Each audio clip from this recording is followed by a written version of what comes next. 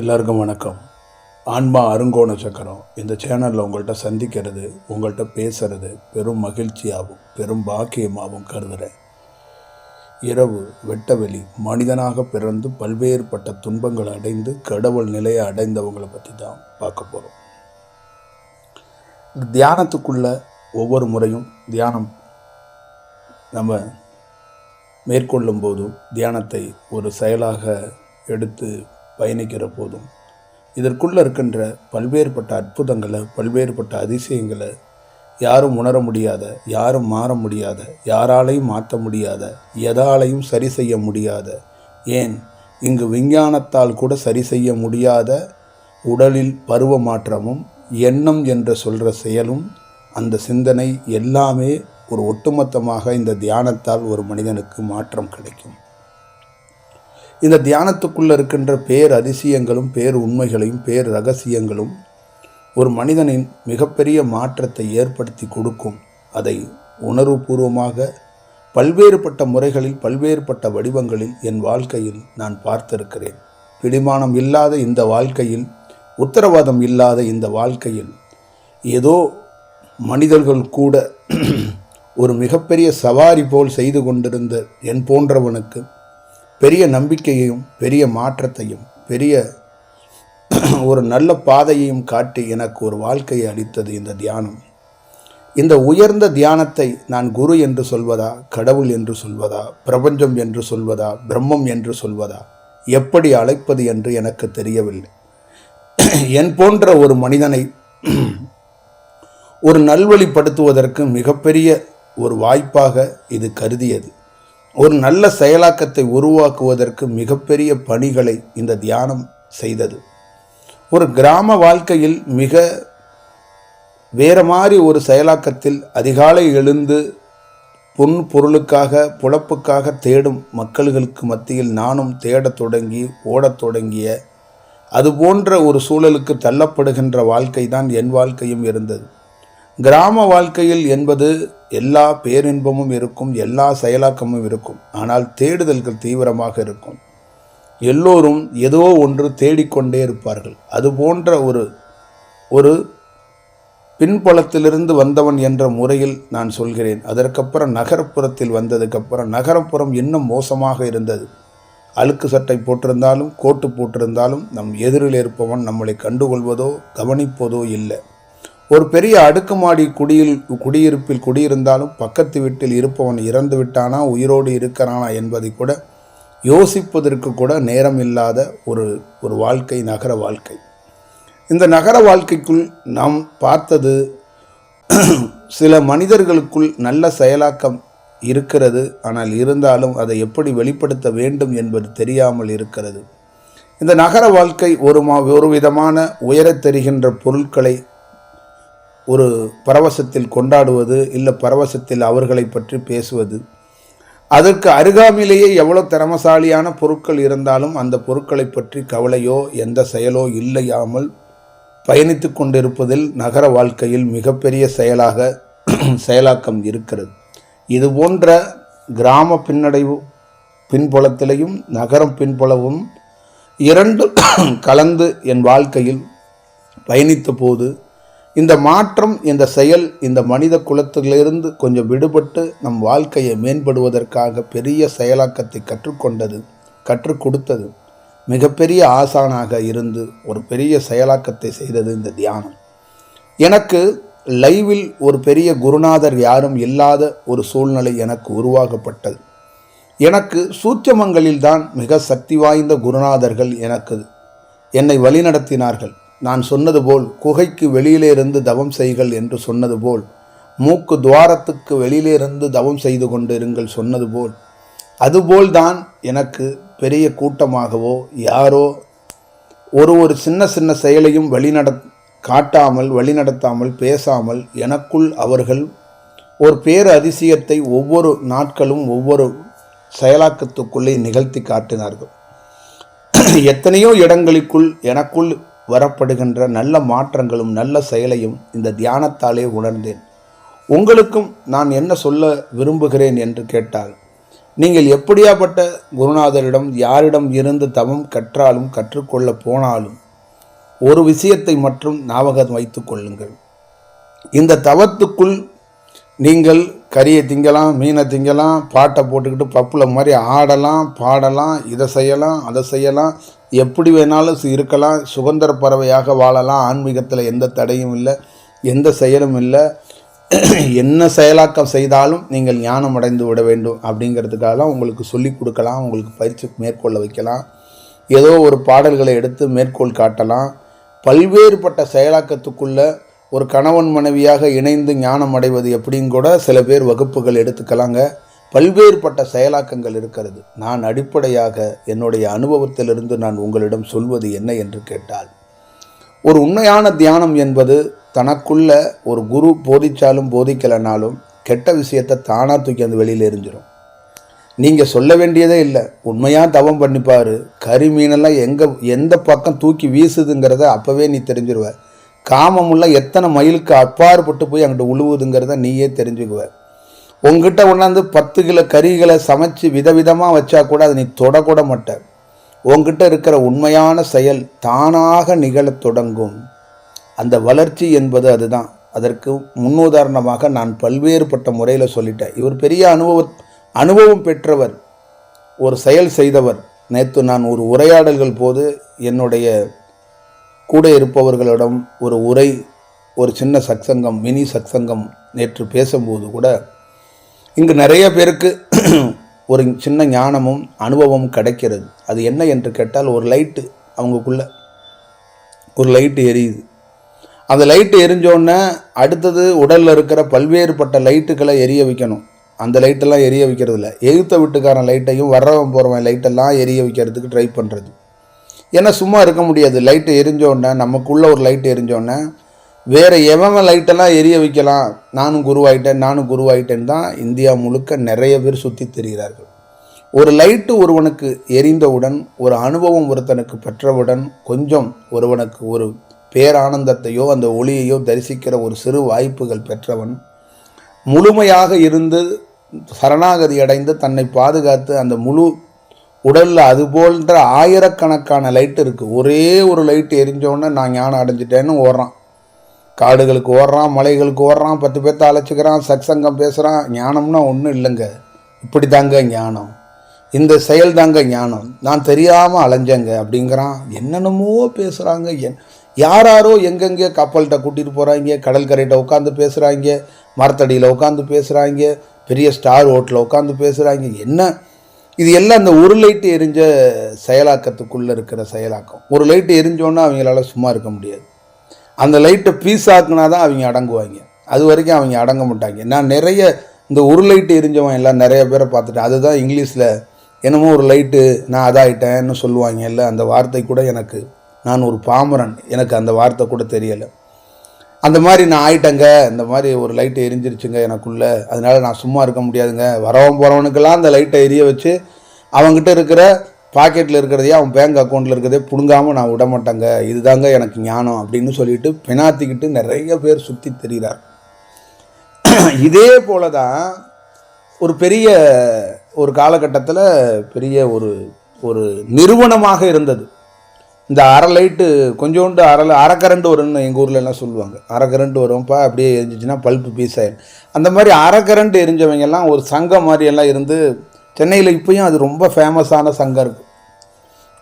நிறையா விஷயங்கள் இருக்குது. அந்த ஜிட்டு கிருஷ்ணமூர்த்தியை தத்தெடுத்த அவங்கெல்லாம் என்ன பண்ணிட்டாங்கன்னா, இந்த மைத்ரேயா என்ற பெரிய ஆற்றலை அது பூமிக்கு வர்றதுக்கு பெரிய ஆற்றலை, ஒருத்தன் தகுதி வாய்ந்த உடலை அவனுக்கு அந்த விழிப்பு இருக்கிறான்னு தெரிஞ்சுக்கிட்டு அவன் உடலுக்குள்ளே இறக்கிடணும். இவங்கெல்லாம் இந்த என்னமோ கல்லை கட்டி கடலில் இறக்குறேங்கிற கதையாக இறக்கிடணுன்னு தேடி கண்டுபிடிச்சி சுற்றி அலைஞ்சும் போது அந்த அம்மாவுக்கும் இன்னொருத்தருக்கும் இந்த ஜிட்டு கிருஷ்ணமூர்த்தி அவன் தம்பி இவங்கெல்லாம் தென்னுக்கு தெரிஞ்சோன்னே அந்த பிள்ளையை தத்தெடுத்துட்டாங்க. நான் நிறைய முறை சொல்லிட்டேன், நீங்களும் படிச்சிருப்பீங்க.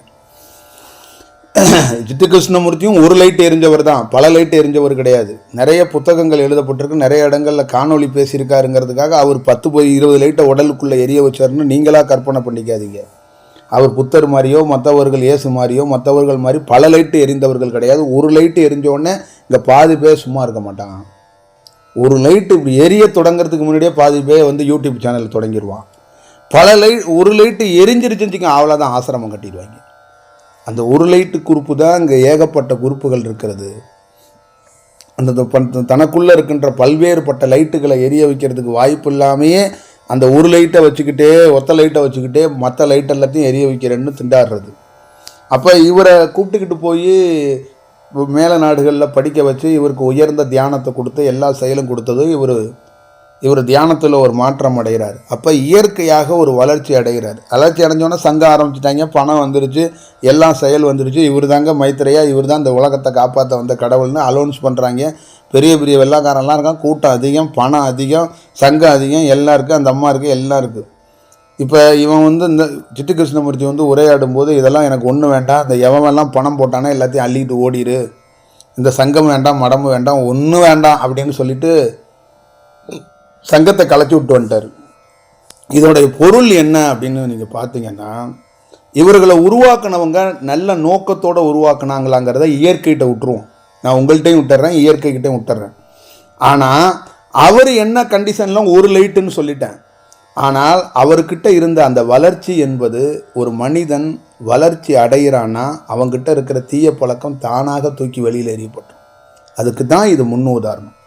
அப்போ அந்த வளர்ச்சி வந்த இவருக்கு என்ன ஆகணும்னா, பணத்து மேலே விருப்பம் இருக்காது, பணத்து மேலே நாட்டம் இருக்காது, கறி, இந்த புகழ், இந்த ஆசை இதெல்லாம் வராது. அப்போ அவர் வந்து என்ன சொல்கிறாருன்னா, எனக்கு எவனும் வேண்டாம், எவனாவது ஒருத்தன் கிடச்சா கூட போதும், அவன்கிட்ட நான் வந்து உரையாடிட்டு உட்காந்துருப்பேன் அப்படின்ட்டாரு. புரியுதுங்களா? அப்போ இது என்னன்னா, இந்த உண்மையான நீங்கள் எந்த போலி யாருக்கிட்ட எந்த குருமார்கள்ட்ட இருந்தாலும் உங்களுடைய வளர்ச்சி என்ன பண்ணுன்னா உங்களை அப்படியே மாற்றி விட்டுரும். உங்ககிட்ட இருக்கிற அவங்க என்ன போதனைகள் கொடுத்துருந்தாலும் அவங்களே உங்களை தப்பாக கைட் பண்ணியிருந்தா கூட அந்த உண்மையான வளர்ச்சி என்ன பண்ணும்னா அதோட நிஜத்தை காட்டி கொடுத்துவிடும். இதுதான் செயல், இதுதான் பொருள். நீங்கள் எத்தனை செயலாக்கம். அப்போ ஒரு தாய் சாணத்தில் இருந்து ஒருத்தி வளர்த்தா உருவாக்கினா பல கோடிகள் அந்த மடத்தில் இருக்குது, அந்த செயலாக்கத்துக்குள்ளே இருக்குது. சுற்றி இவ்வளோ பேர் இருக்கான், ஆயிரக்கணக்கான பேர் வெளிநாட்டுக்காரன் தன்னை குருன்னு ஏற்றுக்கிறதுக்கு வெளியில் நிற்கிறான். அந்த வளர்ச்சி என்ன பண்ணுச்சு? ஐயோ இதெல்லாம் ஒன்றும் வேண்டாப்பா, ஏப்பா தம்பியில் சும்மா இருங்கடா, அவன் போய் அவன் லைட்டை முதல்ல உங்கள் லைட்டை நீங்கள் எரிய வச்சுக்கோங்கடா, ஓடுங்கடான்னு சொல்லிட்டு ஓடியான்ட்டார் அவர். அப்போ யார் உருவாக்கினாரும் யார் வளர்த்தாலும் இந்த உண்மையான தியானம் என்பது அது வளர தொடங்கினுச்சுன்னா உங்ககிட்ட இருக்கிற தீய பழக்கங்களை, உங்ககிட்ட இருக்கிற தீய குணங்களை, உங்ககிட்ட உங்களை அறியாமலே உங்களுக்குள்ளே சேகரிக்கப்பட்டிருக்கிறதும், உங்கள் குரு என்று ஒத்தலைட்டு எரிஞ்சவன் நிறைய பேர் உங்களுக்கு கற்றுக் கொடுத்ததையும், இந்த ஒத்தலைட்டு பார்த்தீங்க நிறைய புத்தகம் எழுதி வச்சிருக்கிறத நீங்கள் படிச்சுக்கிட்டு சுற்றிக்கிட்டு இருக்கீங்கல்ல, ஐயோ இவருடைய கண்ணை பார்த்தாவே எனக்கு தூக்கம் இல்லைன்னு நிறைய பேர் இந்த சில புத்தகங்கள்லாம் பார்த்துட்டு சில பேர் அவரெல்லாம் ஒத்தலைட்டு பார்த்தீங்க, அவெல்லாம் பெரிய நிலையெல்லாம் அடையலை, நிறைய பேருக்கு தெரியாது. அது ஒத்தலைட்டு பார்த்தீங்க நிறைய கொஞ்சம் செயலை மட்டும் செஞ்சுட்டு ஓடி போயிட்டாங்க. அவங்கள இங்கே இந்தியாவில் நிறைய பேர் அவங்க புத்தகத்தெல்லாம் தலையில் தூக்கி வச்சுட்டு கொண்டாடிட்டு சுற்றிட்டு கிடக்கிறாங்க. புரியுதுங்களா? அது அவங்களுக்கு தெரியாது. அது அவங்களுடைய தலையெழுத்து, இந்த கர்ம வினைன்னு சொல்லுவாங்கள்ல, அவங்களோட கால சூழல் இப்படி தான் சுற்றிக்கிட்டு அலைவாங்க அப்படிங்கிறதான் அதோடைய உண்மையான பொருள். சாமி தலையில் தூக்கிட்டு போனவனை நான் பார்த்துருக்கேன். இந்த தேவையில்லாத ஒரு பொருட்களை தூக்கிக்கிட்டு தலையில் தூக்கிட்டு அலைவாங்கல்ல, அதுபோல் லிஸ்ட்டு தான் இந்த நிறைய லிஸ்ட்லாம். அப்போ அது என்ன ஆகிவிடும் அப்படிங்கிறத நீங்கள் பார்த்துக்கோங்க. ஒரு குரு போதனை பண்ணால் கூட அதை உடைச்சிரும். ஒரு குரு இந்தியாவில் நிறைய பேர் வந்து ஆடிக்கிட்டே நீங்கள் வந்து ஞானம் அடையலாம், கத்திக்கிட்டு உடலில் அழுதிங்கன்னா கத்துனீங்கன்னா அதை செஞ்சீங்கன்னா இதெல்லாம் உங்களுக்கு எல்லா விதமான பயிற்சியும் கொடுக்கலாம். ஆனால் உங்கள் வளர்ச்சி என்ன பண்ணும்னா இது எல்லாத்தையும் சுக்குநூறாக உடச்சி தூக்கி எறிஞ்சிட்டு வெளியில் வந்துடும். இப்போ நம்மளுடைய உண்மை செயல் என்ன தெரியுங்களா?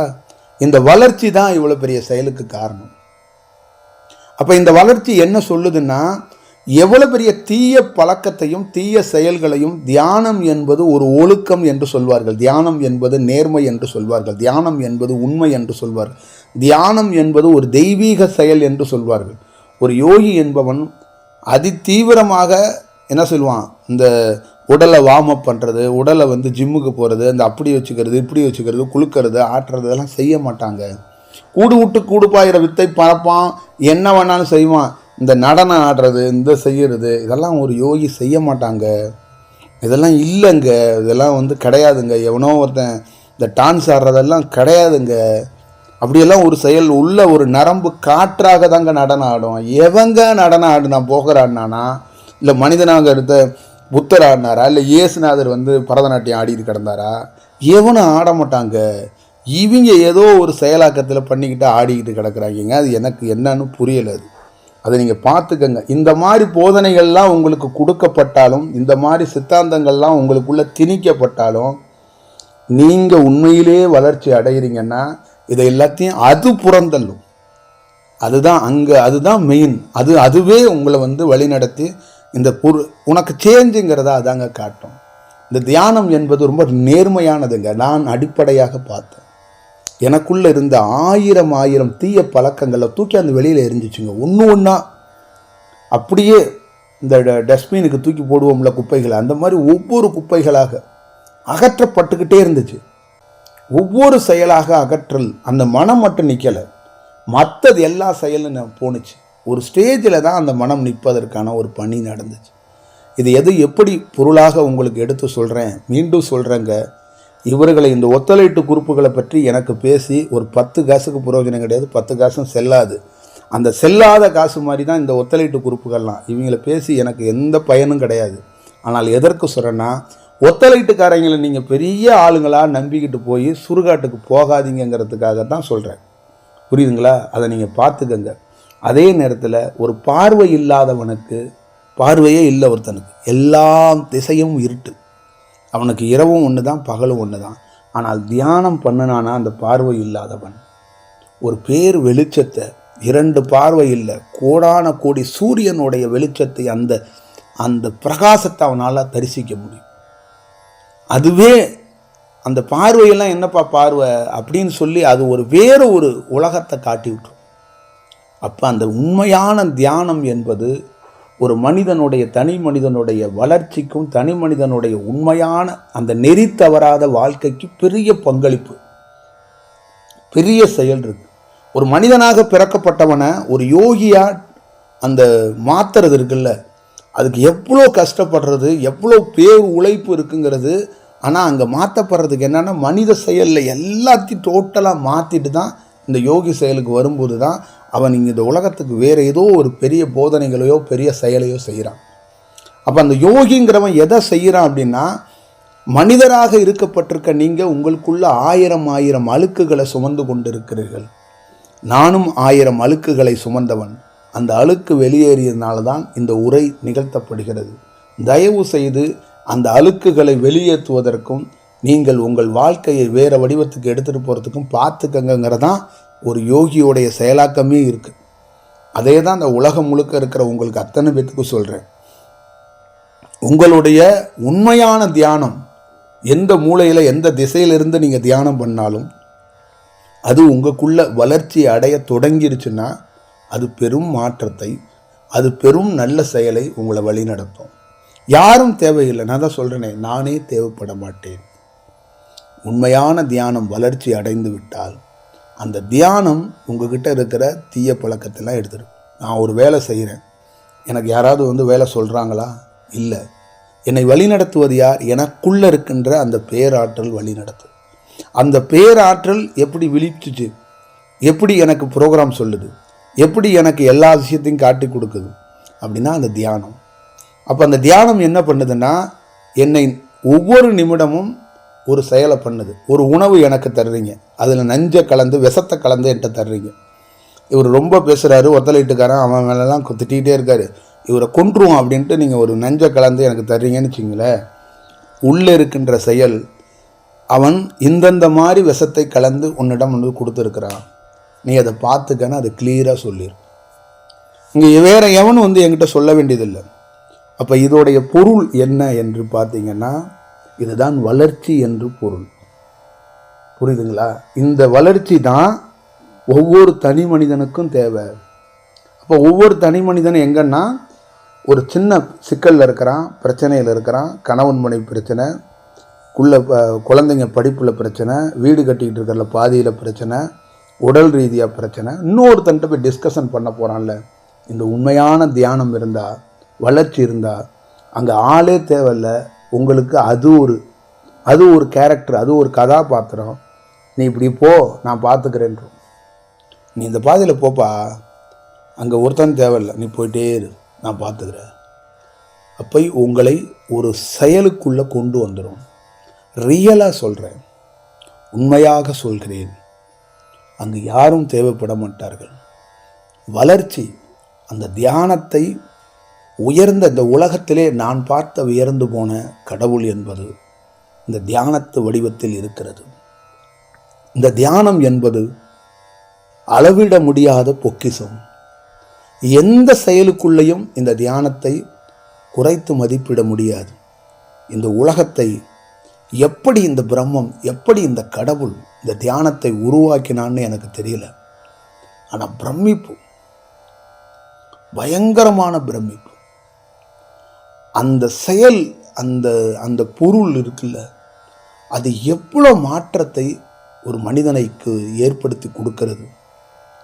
நம் இங்கிருந்து மனித வாழ்க்கையை தூரத்தில் நம்ம வாழ்க்கையை நினச்சி பார்த்தா, என்னை பார்த்தாலே எனக்கு வாந்தி வருது. நம்ம வாழ்ந்த வாழ்க்கையை, இவ்வளோ பெரிய மோசமான வாழ்க்கையை, மோசமான மனித சமூகத்தோடு நம்ம உறவோடு நம்ம வாழ்ந்திருக்கிறோம், நம்ம இருந்திருக்கிறோம்.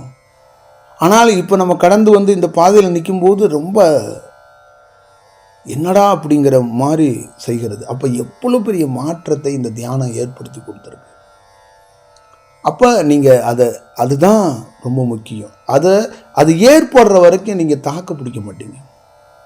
உங்கள் உறவினர்கள், உங்கள் நண்பர்கள், நீங்கள் நிறைய விஷயங்கள், ஆலோசனைகள், அது இதுன்னு சொல்லி உங்களை சிதைச்சு விட்டுருவாங்க. நீங்கள் கண்ணாடி மீது ஒரு கல்லை எறிந்தால் அது கிராக் விழுந்து உடைஞ்சு உங்கள் முகமே 6-7 தெரிய தொடங்கிவிடும். அது போன்றதான் உங்கள் வாழ்க்கையில் யாரோ ஒருவர் கல்லெடுத்து எறிந்து உங்கள் முகத்தையே ஒரு 10 விதமாக தெரிவது போல் காட்டிவிட்டு போயிடுறாங்க. அப்போ ஒரு செயலாக்கத்தில் உங்களால் பணி செய்ய முடியாமல் போயிடும். அப்போ அந்த வளர்ச்சி என்பது எப்பொழுது வேணாலும் நடக்கட்டும். ஆனால் அந்த வளர்ச்சி என்பது உங்களை உண்மையிலேயே பெரிய இடத்துக்கு கூட்டிகிட்டு போயிருங்க. உங்களை உண்மையிலே பெரிய இடத்துக்கு கூட்டிகிட்டு போயிடும். நீங்கள் ஒரு ஒரு ஒரு உயர்ந்த செயலுக்குள்ளே போயிடுவீங்க. என் வாழ்க்கைக்குள் நான் அப்படி ஒரு பேர் அனுபவத்தை நான் பார்த்தவன், அந்த பேர் செயலை பார்த்தவன். அதனால தான் இந்த தியானத்து மீது எனக்கு எனக்கு குரு யார் எதுவும் கிடையாது. இந்த உலகத்துக்குள்ளே எதுவுமே யாருமே எனக்கு கிடையாது. ஆனால் இந்த தியானத்தையே நான் குருவாக வணங்குகிறேன். இது ஒன்று இல்லை என்றால் நான் இல்லை. அப்பொழுது இதோடைய செயலாக்கத்தை நீங்கள் உலகம் முழுக்க இருக்கிற ஒட்டுமொத்தமாக மொழியையும் கடந்து வாழ்கிற ஒவ்வொரு மனிதர்களும் இது வளர்ச்சி ஆகும்போது நீங்கள் பாருங்கள், நான் சொன்னது உண்மையா இல்லையா என்று தெரிஞ்சு கொள்வீங்க. நீங்கள் ரெகுலராக மது பழக்கம் உள்ளவர், ரெகுலராக ஸ்மோக் பழக்கம் உள்ளவர், ரெகுலராக வேறு தீய பழக்கங்கள் உள்ளவங்கள்லாம் இது வளர்ச்சி அடைஞ்சிச்சுன்னா அந்த மாதிரி எண்ணமே இல்லாமல் போயிருங்க உங்கள் வாழ்க்கையில். நீங்கள் இப்படி சேஞ்ச் ஆகிருக்கீங்களான்னு உங்களுக்கே பெரிய ஆச்சரியத்தை ஏற்படுத்தி, உங்ககிட்ட இருக்கிற குணாதிசயம், உங்ககிட்ட இருக்கிற உரை, உங்ககிட்ட இருக்கிற செயல் அப்படியே கம்ப்ளீட்டாக மாறிடும்.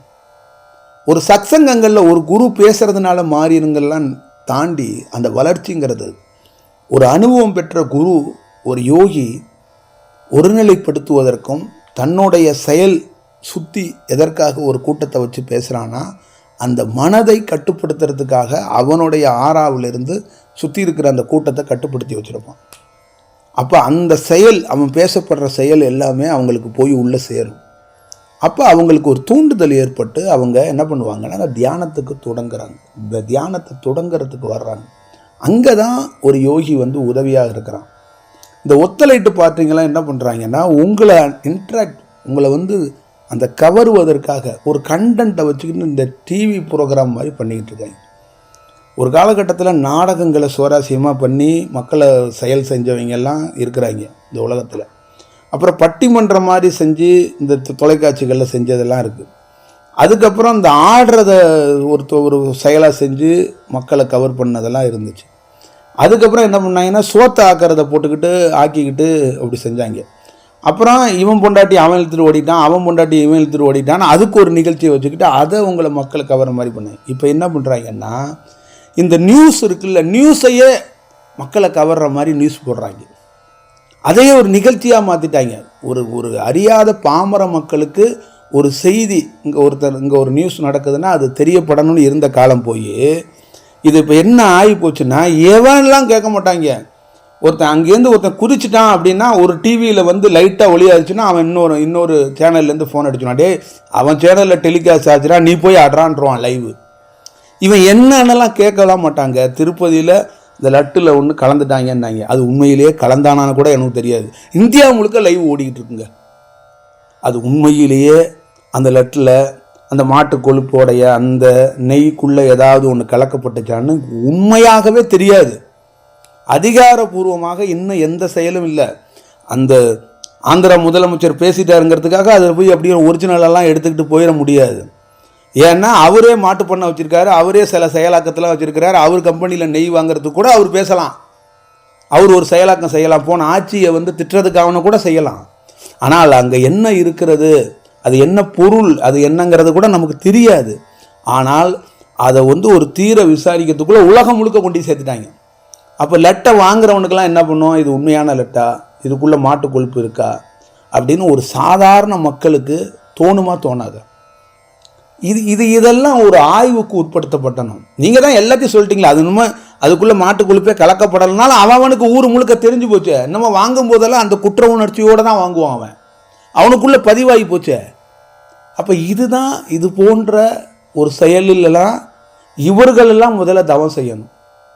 இந்த சேனலில் நியூஸு வாசிக்கிறவங்க, இந்த நியூஸ் போடுறவங்க, இந்த கேமராவை எடுத்துகிட்டு போகிறவங்க, தொலைக்காட்சி நடத்துகிறவங்க, அப்போ தான் இவர்களுக்குள்ள ஒரு வளர்ச்சி அடைந்து எது நல்ல செயல், எது கெட்ட செயல், எதை நாம் முன்னிறுத்த வேண்டும், எதை முன்னிறுத்தக்கூடாது என்பதெல்லாம் அது அப்போ தான் தெரியும். இது இந்த உலகம் நல்ல போக்குக்கு போகாது. உலகத்தை என்ன பண்ணுன்னா அழிவு பாதைக்கு கொண்டுட்டு போயிடும். ஒரு பெண்ணு வர்றா, அவளை யாருமே எந்த தொந்தரவும் பண்ணல, அவர் 4 பேர் சேர்ந்து பாலியல் பலாத்காரம் பண்ணிட்டாங்கன்னா அவன் வாழ்க்கையே முடிஞ்சிச்சு. விசாரிக்கிறதுக்குள்ளே ஒரு சேனலில் லைவ் அடிச்சிட்டான்னு வச்சுங்க, எல்லா சேனல்லையும் லைவ் அடிச்சிடுவான். அப்போ என்ன ஆகும்? இந்த மாதிரி நிறைய செயல்களை, ஒரு நியூஸுங்கிறது, ஒரு நடிகனும் அவனோட பொண்டாட்டியும் டைவர்ஸ் ஆகிட்டாங்கிறதுக்கெல்லாம் லைவ் நியூஸா? இதெல்லாம் ஒரு நியூஸாக எடுத்துக்க முடியுமா? நம்ம ஒரு குழந்தை வந்து ஒரு 7 வயசு 8 வயசு குழந்தை டிவி பார்த்துட்ருக்கோம், இந்த நியூஸை பார்த்தா அந்த குழந்தைக்கு பாதிப்பு வராதா? இல்லை அந்த குழந்தைக்கு நீங்களாம் அந்த உலகத்தில் என்ன மெசேஜ் சொல்ல விரும்புகிறீங்க? ஒரு பொது வழியிலேருந்து ஒரு ஆன்மீகவாதி பேசுனா நீங்கள் வந்து ஆன்மீக பரப்புரையை பேசுகிறேன், அதை பேசுகிறேங்கிறீங்க. நீங்கள் தொலைக்காட்சி நடத்தி இந்த உலகம் முழுக்க இப்படி ஒரு செய்திகளை கொண்டு சேர்க்குறீங்களே, உங்களுக்கு என்ன செயலாக்கம்? ஒரு குழந்தை பார்க்குது, பல்வேறுபட்ட செயலாக்கங்கள் பார்க்குது, அதுக்கு ஒரு மன அழுத்தத்தை ஏற்படுத்தாதா, மன செயலாக்கத்தை ஏற்படுத்தாதா? இது போன்றதாங்க நாடு முழுக்க ஒரு மனிதனுக்குள்ள ஏன் செய்கிறோம், எதுக்கு செய்கிறோம்னே தெரியாமையே இங்கே ஒரு பெரிய வேலை நடக்குதுங்க.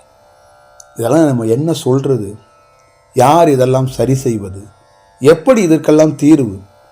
நீங்கள் எது வேணாலும் செய்யுங்க, அதை கண்டறிந்து அதுக்கு ஒரு ஆய்வு வந்ததுக்கப்புறம் பொது வெளியில் கொண்டு வர்ற ஒரு செயலை அது நிதானத்தோடு கொண்டு வரணும்.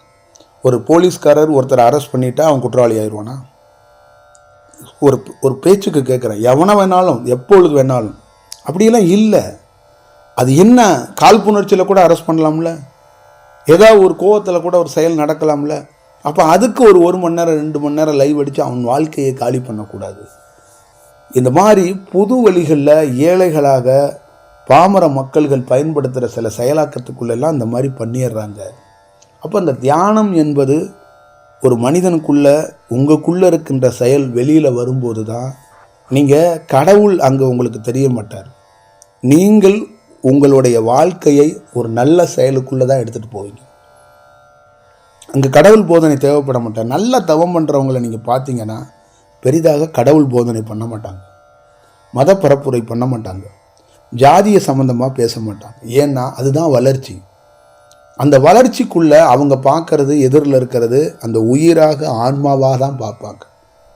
அங்கே ஒருத்தரை கூட இங்கே இவ்வளோ பேர் வந்திருக்காங்க, இவ்வளோ பேர் என்னோட பயணிக்கிறாங்க, என்ன ஜாதி, என்ன மதம், என்ன செயல், எதுவும் கிடையாது. அங்கே தேவைப்படாது. அந்த வளர்ச்சிங்கிறது அதுதான். சும்மா நம்ம சமாதானமாக இருக்கிறோம், நம்ம எல்லாம் ஒன்றா இருப்போம், ஒரு சங்கம் அப்படிங்கிறது அரசியல் கட்சி தலைவர்கள் பேசுகிறது வேற. அது ஒரு செயலாக்கம், அது ஒரு காம்ப்ரமைஸில் பண்ணுற வேலை. இது காம்ப்ரமைஸ்லேயே நிகழாதுங்க, தானாக நிகழும், அதுவாக நிகழும். அங்கே மறைக்கப்பட்டுரும். அங்கே ஜாதி தேவைப்படாது, மதம் தேவைப்படாது, மொழி தேவைப்படாது, அங்கே எதுவும் தேவைப்படாது. கடவுள் சித்தாந்தமே தேவைப்படாது. எனக்கு ஒரு கடவுளை குழந்தையிலேருந்து பிடிச்சிருக்கும். அந்த கடவுளை நீ டெய்லியும் கும்பிட்டுக்கிட்டே வான்னு நான் யார்கிட்டையும் போதனை பண்ண முடியாதுல்ல, அது பண்ணவும் கூடாதுல்ல. அது இல்லை, அதுதான் வளர்ச்சிங்கிறது, அதுதான் ஒரு பெரிய செயலுங்கிறது. அது தியானத்துக்குள்ளே நிகழும். அதனால் தயவு கூர்ந்து ஒவ்வொரு இடத்துக்குள்ளே இருக்கிறவர்களும் இந்த தியானத்தை, இந்த நுட்பத்தை நீங்கள் எடுத்துக்கொண்டு போகணும். பெரிய பெரிய அரசில் உயர்ந்த பொறுப்பில் இருக்கிறவங்களுக்கெல்லாம் இந்த தியானத்தை எங்கேயோ ஒரு ஒரு ஒரு வருகிற சூரியனை பார்த்து கூட வணங்கிட்டு கூட குருவாக எடுத்துக்கிட்டு கூட, உங்களுக்கு எந்த குருவுமே கிடைக்கல, எவன் மேலேயுமே உங்களுக்கு நம்பிக்கை இல்லைன்னா, உங்கள் வீட்டிலே உட்காந்து தினந்தோறும் ஒரு 10 நிமிஷம் 20 நிமிஷம் எங்கேயாவது ஒரு இடத்துல வளர்ச்சி அடைஞ்சிட்டா உங்கள் வாழ்க்கை ஒரு பிரமாதமான வாழ்க்கையாக மாறிடுங்க. நான் உண்மையிலே சொல்கிறேன். லைஃப்பில் ஒரு மனிதன் இறக்கிறதுக்குள்ளே ஒரு கோல்டன் பீரியடுன்னு சொல்லுவாங்க. இறக்கிறதுக்குள்ளேயாவது ஒரு 10 நாளாவது அவன் உன்னதமான ஆளாக வாழ்ந்துட்டு போகணுங்க. அவனுக்குள்ளே நீங்கள் என்ன தம் அடிக்க மாட்டீங்க, தண்ணி அடிக்க மாட்டீங்க, எந்த கெட்ட பழக்கம் இல்லைனாலும் உங்ககிட்ட இன்னும் 10 தீய விஷயம், வேறு சம்பந்தமான விஷயங்கள் இருக்கும். அதையும் தூக்கி வெளியில் எரிஞ்சிடும். லைஃப்பில் இன்னொரு புத்தகம், இன்னொரு குரு, இன்னொரு செயல், இது காட்டுற வளர்ச்சியோட அது இயற்கையாக காட்டுற, இயற்கையாக நீங்களாக வளர்கிற வளர்ச்சி இருக்குல்ல, அதுக்கு அளவிட முடியாதது, அதை வார்த்தையால் சொல்ல முடியாது. லைஃப்பில் நிச்சயமாக அது உங்களுக்கு பயன்படும். அதை நீங்கள் பார்க்கணும். அதுக்குள்ளே 100% கடவுளுடைய போதனைகள்லாம் இல்லை. ஒரு இயற்கையிலே ஒரு ஜென்ரலாக இந்த உலகத்தில் எந்த மனிதன் வேணாலும் ஒரு நல்ல தியானத்தை பண்ணானா, ஒரு நாள் இல்லை ஒரு நாள் வளர்ச்சி அடைஞ்சானா, அவனுக்குள்ளே இருக்கிற மாற்றம் இருக்குது பாருங்கள், அதுக்கு வாய்ப்பே இல்லை. அது வார்த்தையால் விவாதிக்க முடியாது, வார்த்தையால் சொல்ல முடியாது. ரொம்ப முக்கியமான தருணம்னு, ரொம்ப முக்கியமான செயலுங்கிறதுக்காக தான் இதை நான் சொல்கிறேன். நீங்கள் பார்த்து கொள்ளுங்கள். ஒரு நல்ல செயலாக்கத்தை சந்திப்போம். ஆன்மா அருங்கோண சக்கரத்து கூட புத்தக பணி தீவிரமாக நடந்து கொண்டிருக்கிறது. விரைவில் புத்தக வெளியீட்டு விழா தேதி ஒரு செயல் சொல்லப்படும். இதில் எல்லோரும் கலந்து கொள்ள வேண்டும். ஒரு பெரிய செயலாக்கத்தையும் பெரிய மாற்றத்தையும், ஒரு கால மாற்றத்தையும், பெரிய ஒரு செயலாக்கத்தை உருவாக்குறதுக்கான ஒரு நாளாக அந்த நாள் இருக்கும்னு நான் கருதுகிறேன். அந்த நாள் நிச்சயமாக ஒரு பெரிய பல நாள் காத்திருந்த ஒரு பெரிய விடியலுக்கான ஒரு பெரிய ஒரு பாதை, ஒரு செயல் துவங்கும் அப்படின்னு தான் நான் கருதுகிறேன். ஏன்னா அது இயற்கையாக நடத்தப்படுகிறது. எந்த செயற்கையாகவும் இல்லாமல், எந்த செயலாக்கத்துக்குள்ளேயும் வழக்கமான கட்டமைப்புக்குள்ள சங்கம், இயக்கம், மடம், ட்ரஸ்ட்டு இதெல்லாம் கடந்து தான் நம்ம ஒரு பெரிய பணியை செஞ்சு வந்திருக்கோம். இந்த நிமிடம் வரைக்கும் அதையெல்லாம் கடந்து ஒரு வேலை செஞ்சு வந்திருக்கோம். இன்னும் பெரிய பணிகளை செய்வதற்கும், இன்னும் பெரிய பணிகளுக்குள்ளே போகிறதுக்கும் ஒரு பெரிய வாய்ப்புகளை அது இந்த செயல், ஒரு சராசரி ஒரு கிராமத்தில் இருக்கிற ஒரு ஏலத்தாய், புல்லறுக்க போகிறவ, களவெட்ட போகிறவ, களப்பறிக்க போகிற அந்த தாய் என்னைக்கு தவம் பண்ணுறாளோ அன்னைக்கு இந்த உலகம் உண்மையான சுதந்திரத்தை நோக்கி பயணிக்குதுன்னு அர்த்தம். நிச்சயமாக நிகழ்ந்தே தீரும், கண்டிப்பாக நிகழும். நல்ல செயலாக்கத்தை சந்திப்போம். நன்றி, வணக்கம்.